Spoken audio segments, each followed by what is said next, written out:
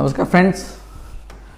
तो this is विवेक रंगा। मैं आपके सामने लेकर आया हूँ बजट 2023 का।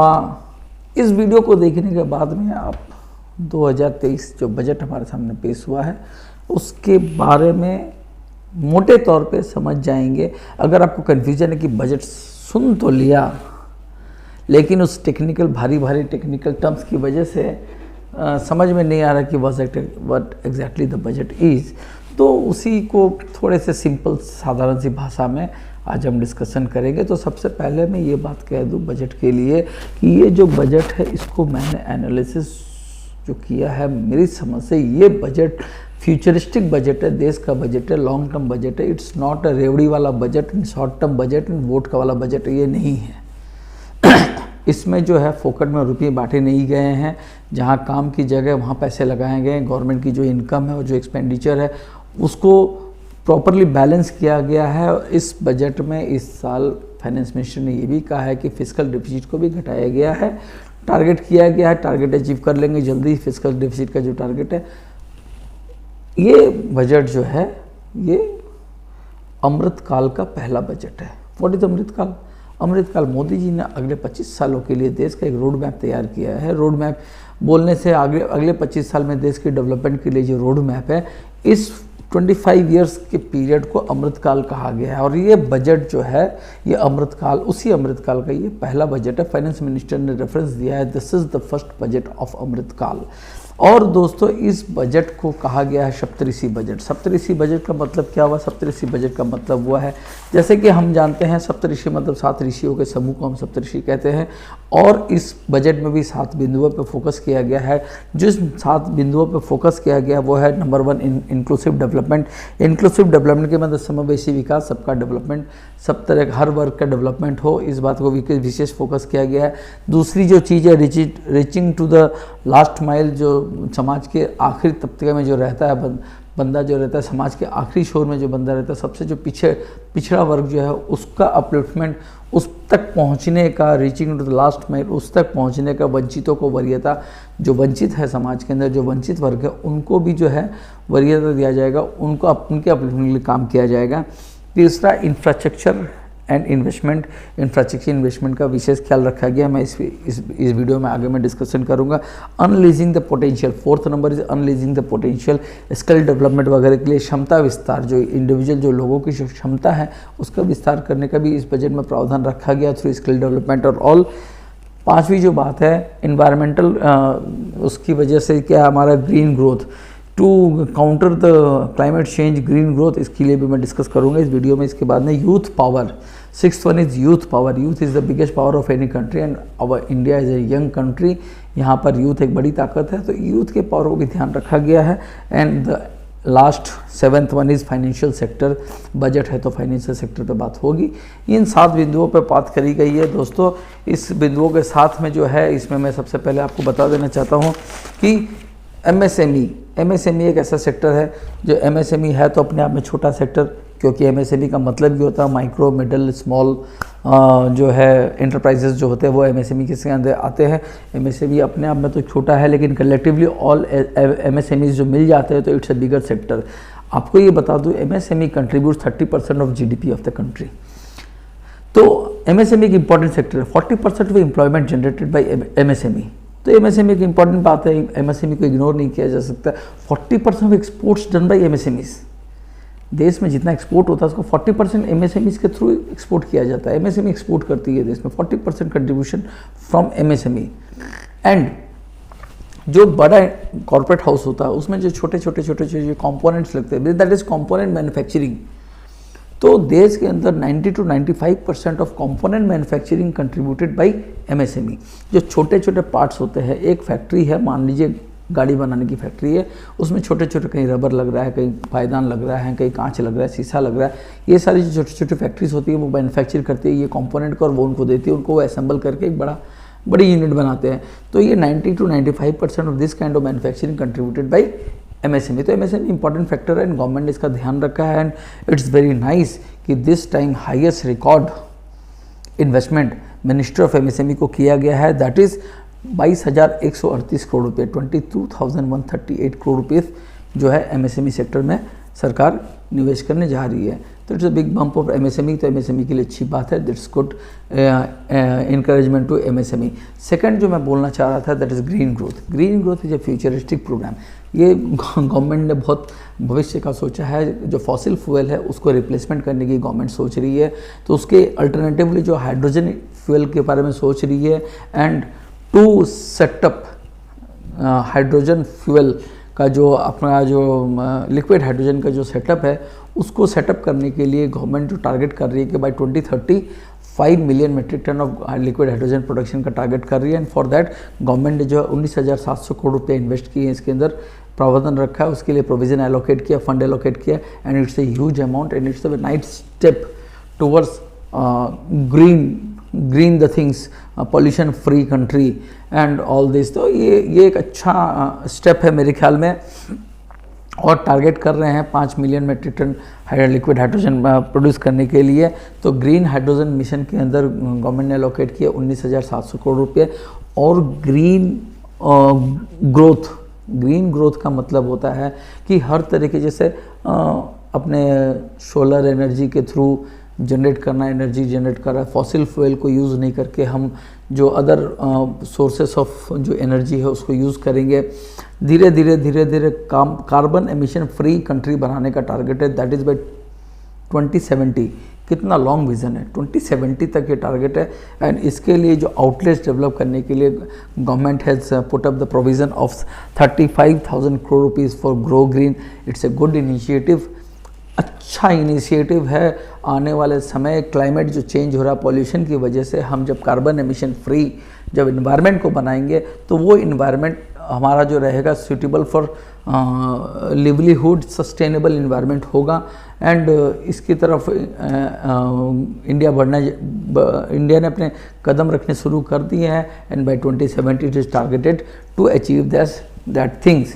इट्स गुड, ये बहुत appreciable and really thanks to Honorable Prime Minister and our Honorable Finance Minister for doing such a nice step in this।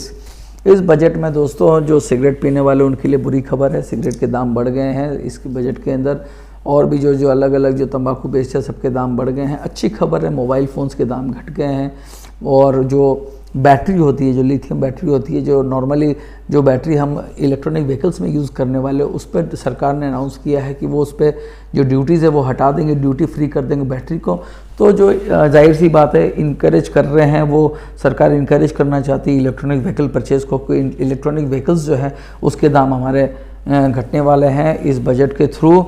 और साथ में जो है महिलाओं को इस बजट में विशेष सम्मान दिया गया है। महिला सम्मान आपका जो महिला सम्मान बचत पत्र, महिला सम्मान बचत पत्र के माध्यम से महिला जो है हाउस वाइफ जो है 2 लाख रुपए तक की सेविंग सर्टिफिकेट खरीद सकती हैं 2 साल के लिए, but the interest rate of 7.5%, the fix interest rate of 7.5%। तो ये महिलाओं के लिए अच्छी खबर है। महिलाएं जिनको सेविंग्स पसंद है वो सेविंग कर सकती है 2 लाख रुपए तक का 2 साल के लिए विद इंटरेस्ट ऑफ 7.5%। कैसे? महिला सम्मान बचत पत्र खरीद कर। इसके अलावा जो है गवर्नमेंट ने इंफॉर्मेशन टेक्नोलॉजी पे बहुत ध्यान दिया। 5G के थ्रू एक GDP में बड़ा कंट्रीब्यूशन लाना चाहती है गवर्नमेंट, एंड इसके लिए गवर्नमेंट ने बहुत अच्छा एक फंड 16,549 करोड़ का फंड एलोकेट किया है मिनिस्ट्री ऑफ इंफॉर्मेशन टेक्नोलॉजी के लिए। इसके साथ में इस बजट के अंदर ये भी अनाउंस किया गया है कि जो रूरल एग्रीकल्चर है उसमें जो यंग एंटरप्रेन्योर्स है, एग्रीकल्चरल एंटरप्रेन्योर्स, देखिए एग्रीकल्चर अगर ग्रोथ करेगा तो देश का जो रूरल इकोनॉमी है वो ग्रोथ करेगी। तो एग्रीकल्चर ग्रोथ करना बहुत ज़रूरी है। इसको समझने की बात है कि एग्रीकल्चर पे हम अभी क्या होता है कि जैसे खूब कम जगह है जो यहाँ पे एग्रीकल्चर पे टेक्नोलॉजी का यूज़ होता है। एग्रीकल्चर हमारा इंडिया में अभी भी उस पुराने तरीके से ही खेती बाड़ी चल रही है, उसी पे चल रही है। तो जो पोटेंशियल आने का होता है, जो रिटर्न जो हमारे यहाँ पर जो पैदावार जो होनी चाहिए थी, जो प्रोडक्शन होना चाहिए था, एग्रीकल्चरल प्रोडक्शन होना चाहिए था, वो उस लेवल पर नहीं होता है। अगर उसको हम टेक्नोलॉजी का अगर साथ उसमें डालें, नई नई टेक्नोलॉजी अगर हम करें तो उसका प्रोडक्शन बढ़ सकता है। इसके लिए गवर्नमेंट ने नया फंड एलोकेट किया है टू एक्सेलरेट रूरल एग्रीकल्चर। किनके लिए? दोज यंग एंटरप्रेन्योर्स, यंग जो बंदे हैं जो एग्रीकल्चर रूरल एरिया में कर रहे हैं with the help of transforming agriculture into technology. Technology के साथ जो कर रहे हैं उनके लिए गवर्नमेंट ने जो है एग्रीकल्चर एक्सेलरेटर फंड इंट्रोड्यूस किया है, जो कि उनको मदद मिलेगी एग्रीकल्चर को रूरल एरिया में अपलिफ्ट करने के लिए। तो ये दोस्तों ये अच्छे अच्छे पॉइंट्स है इसके अंदर। इसके अलावा जो मैं आज विषय पर रखना चाहता हूँ इंफ्रास्ट्रक्चर डेवलपमेंट। देखिए मैंने कहा था कि youth power infrastructure investment. Infrastructure investment जो ऐसा एक इन्वेस्टमेंट है जो देश को वापस रिटर्न देता है। गवर्नमेंट इंफ्रास्ट्रक्चर पे खर्चा करती है तो ये एक तरह का इन्वेस्टमेंट होता है। वो investment at the over a long period of time, ऐसा नहीं है कि आज इन्वेस्ट किया तो आज ही मिल गया, ऐसा नहीं है। लेकिन ये इन्वेस्टमेंट वेस्ट नहीं होता है। आज अगर इन्वेस्टमेंट किया तो ऐसा अनुमान लगाया जाता है कि 2.5 से 3 गुना रिटर्न इंफ्रास्ट्रक्चर में जो इन्वेस्टमेंट करता है वहाँ से वापस मिल जाता है। जैसे कि एक इंफ्रास्ट्रक्चर बना, सड़क बनी, बड़ी सड़क बनी, तो जैसे जैसे सड़क बनती रहती कनेक्टिविटी बढ़ती है, कनेक्टिविटी बढ़ती है, इकोनॉमिक ग्रोथ होता है, बिजनेस ग्रोथ होता है। एंड पैरेलली सड़क के दोनों तरफ जो है हमने देखा है जब सड़क बन जाती है तो मोटर्स, होटल्स, फूड चेन्स वगैरह वगैरह काफ़ी कुछ खुल जाता है, तो बिजनेस अपॉर्चुनिटी बढ़ जाती है। That again come back to government in the form of taxation and all everything. तो ये एक इंफ्रास्ट्रक्चर जब डेवलप होता है तो देखिए आपको एम्प्लॉयमेंट जनरेट होती है, आपको बिजनेस अपॉर्चुनिटीज़ बढ़ती है, आपके पास छोटे छोटे इंटरप्राइजेस जो है, छोटी छोटी कंपनीज है, उनकी ग्रोथ होती है। अकेले एक अनुमान लगाया जाता है कि जो हमारे यहाँ पे भारतमाला परियोजना जो चल रही है देश भर में, नितिन गडकरी जी खूब अच्छा काम कर रहे हैं, थैंक्स टू यूनियन मिनिस्टर। उन्होंने सड़क वेज, रोडवेज, रेलवेज, जो इंफ्रास्ट्रक्चर कनेक्टिविटी है, आपके वाटरवेज, एयरवेज, इन सब पे रोडवेज पे इतना अच्छा काम किया है, इतना अच्छा काम किया है कि कनेक्टिविटी, रोड्स वगैरह वगैरह, हर तरफ रोड्स की अवस्था बहुत अच्छी है और आग हो भी रही है, कंटिन्यू इस वर्क इज गोइंग ऑन। तो ये जो रोड इंफ्रास्ट्रक्चर जो बन रहा है that is again will accelerate the economy of India.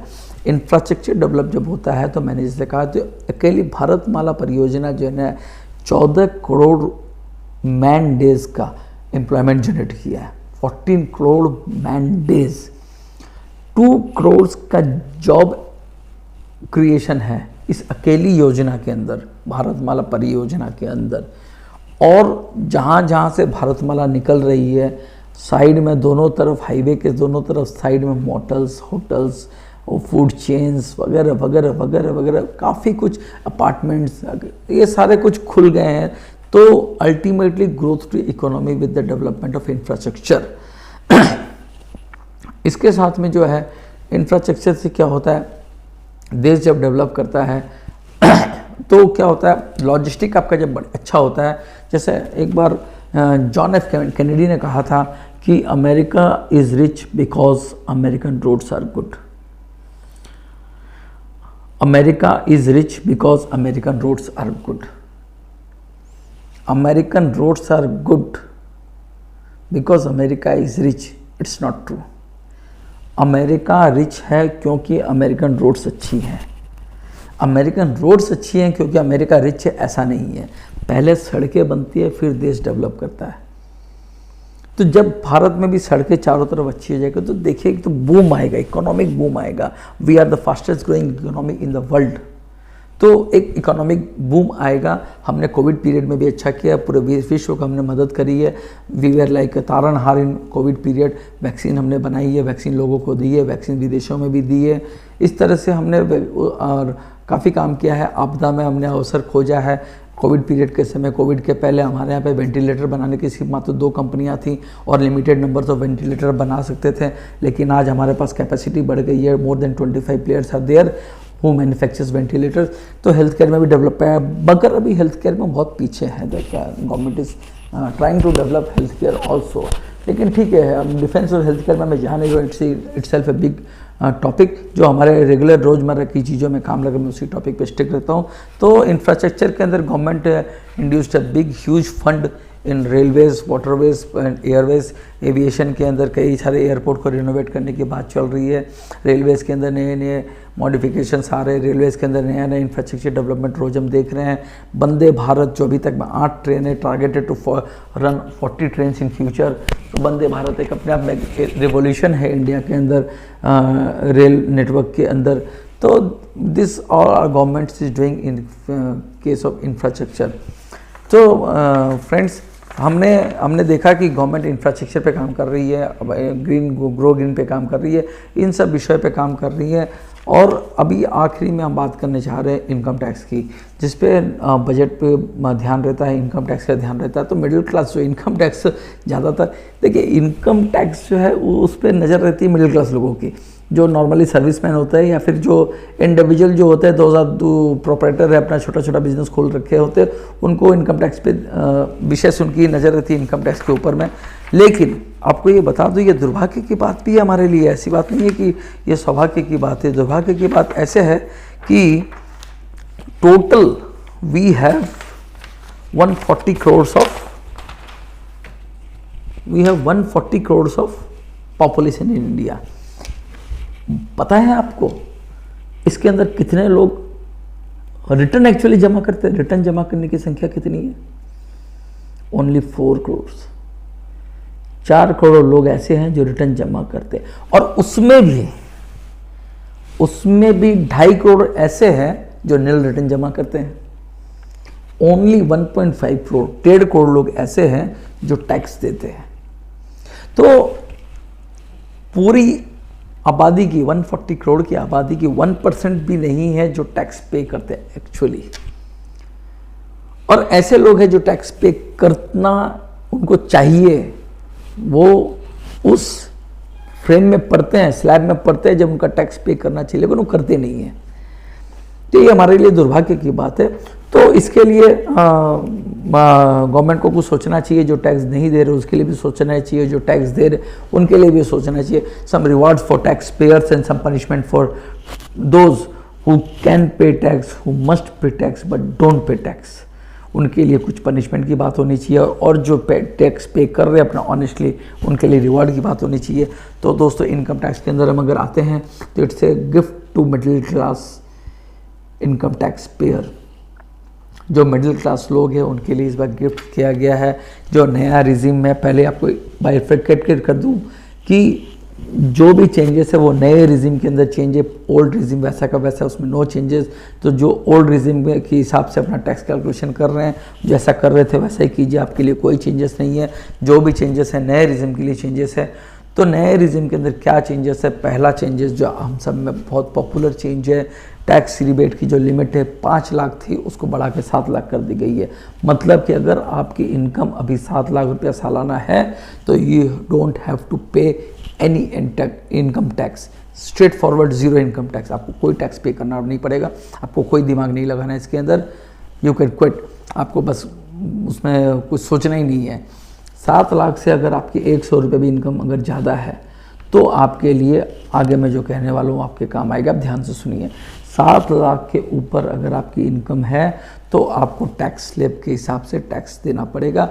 And इस केस में भी पहले जो 5 लाख था वो 7 लाख हो गया। जो 7 लाख के टैक्स रिजिम में पड़ते हैं उनको 7 लाख तक टैक्स नहीं देना पड़ेगा। जो 7 लाख से ऊपर है उनके लिए भी नया जो टैक्स स्ट्रक्चर आया है उस टैक्स स्ट्रक्चर में उसको टैक्स कम पे करना पड़ेगा। उनको जो पहले टैक्स लगता था उससे भी कम टैक्स देना पड़ेगा नए सिस्टम के अंदर। जैसे पहले आपका स्लैब 6 स्लैब था, 6 स्लैब से घटा के 5 स्लैब कर दिया गया है। पहले हमारे पास स्लैब था 0 to 2.5 लाख तक नील, 2.5 to 5 लाख तक 5%, 5 लाख to 7.5 लाख 10%, 7.5 लाख से 10 लाख तक 15%, 10 लाख से 12.5 लाख तक 20%, 12.5 लाख से 15 लाख तक 25% और 15 लाख से ऊपर 30%। अभी जो नया स्लैब आया उसमें 0 से 3 लाख तक नील, 3 से 6 लाख तक आपको देना पड़ेगा 5% टैक्स, 6 से 9 लाख तक आपको देना पड़ेगा 10% टैक्स, और 9 लाख से 12 लाख तक देना पड़ेगा 15% टैक्स, 12 लाख से 15 लाख तक देना पड़ेगा आपको 20% टैक्स, और 15 लाख के ऊपर सेम एज 30% टैक्स। नाउ अगर आपकी इनकम 10 लाख रुपये है, मैं उदाहरण के तौर पे 10 लाख रुपए की इनकम होने से कौन से टैक्सेशन सिस्टम में कितना टैक्स देना पड़ता था, उसको मैं समझा देता हूँ। इससे क्लियर हो जाएगा कि इस नए टैक्स जो हमें मिला है, जो नया टैक्स व्यवस्था मिली है, इसमें हमें मिडिल क्लास को फ़ायदा हुआ है या नुकसान हुआ है। तो दोस्तों वो मैं आपको बता देना चाहता हूँ। जो ओल्ड रिजिम है, ओल्ड रिजिम के अंदर अगर आपकी इनकम 10 लाख रुपए है, considering no investment nothing, simple 10 lakh अगर आपकी इन्वेस्टमेंट है, आपकी इनकम है, सालाना इनकम है, तो आपको इनकम टैक्स देना पड़ता था ओल्ड रिजिम के अंदर, या देना पड़ता है अभी भी। अगर ओल्ड रिजिम में आप कैलकुलेशन करते हैं तो 1,06,000 रुपये।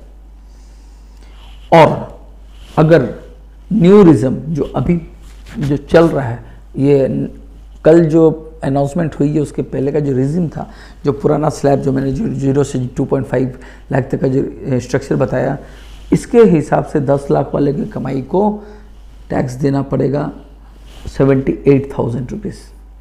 आप देख रहे हैं कैलकुलेशन में बता रहा हूँ आपको, स्क्रीन पे आप देख रहे हैं कैलकुलेशन, आप देख सकते हैं 78,000 रुपीज़ का टैक्स देना पड़ेगा।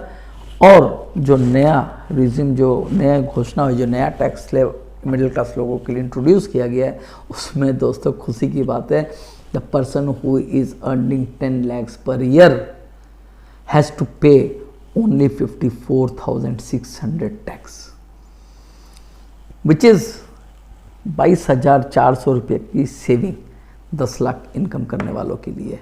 तो ये एक बड़ा सेविंग है, बड़ी राहत है इनकम मिडिल क्लास लोगों के लिए। तो ये अच्छी खबर है मिडिल क्लास लोगों के लिए। तो कुछ लोगों के लिए अच्छी खबर, किस लोगों के लिए बुरी खबर, सिगरेट पीने वालों के लिए बुरी खबर, income middle class income tax pair के लिए अच्छी खबर। इस तरीके से इस बजट के एलोकेशन किया गया है, हर सेक्टर को ध्यान रखा गया है, ओवरऑल सामाजिक ग्रोथ को ध्यान रखा गया है। बहुत ही अच्छा बजट है, बहुत ही फ्यूचरिस्टिक बजट है, देश का बजट है, वोट का बजट नहीं है। और we all must thanks to our honorable Prime Minister and our honorable Finance Minister to present us such a wonderful budget। इतना अच्छा बजट प्रेजेंट करने के लिए उनको हमारा धन्यवाद। अगर आपको दोस्तों ये वीडियो पसंद आया है तो आप ज़रूर सब्सक्राइब कीजिए मेरे चैनल को। आगे मैं और भी ऐसे वीडियो लेकर आऊँगा, इन्फॉर्मेटिव वीडियो लेकर आऊँगा और अलग अलग टॉपिक्स पे। और अगर आप फेसबुक पे देखें तो मेरे पेज को फॉलो करें।